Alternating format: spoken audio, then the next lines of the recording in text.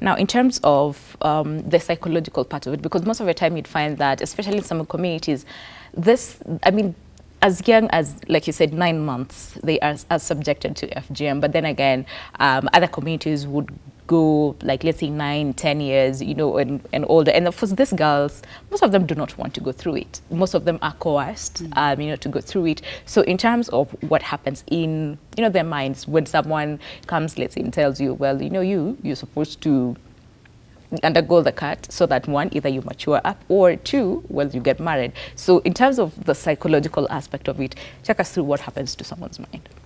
It starts with anxiety. Because when a girl is told you're going through this, she has the fear of the unknown. She doesn't know what happens. So she starts with anxiety. And until that day comes, she's so anxious. She doesn't know what to do. Sometimes it leads to stress. Others, even by the time they are doing it, they are depressed. And so these girls are very much affected psychologically, but there is no help for them. They will still undergo it. And you can imagine now depression plus the trauma now of the action. These are very disturbed women. Yes. Now, in terms of the health consequences, yes, there's that aspect of fear and anxiety. But again, you're forced to do something you do not want to. And of course, from the complications that you've you know, Dr. Tamari has told us, I mean, they have to live with this for the rest of their lives. So what happens to them? I think we would say these ladies are oppressed from the word go.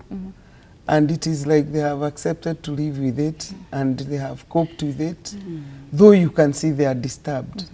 I remember one time I went to one of the communities you have talked about, and I was talking about loving husbands and taking care of husbands.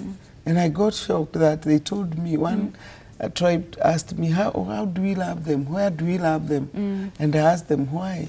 And one lady told me, we don't sleep with our men.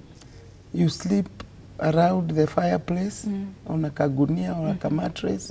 You only go to the bed when you are invited by the husband. So you can imagine this girl started at 9 with anxiety, and she has come, amepata depression. Then here she is being more oppressed, that she can only enjoy with the husband when he calls her, and she goes back there.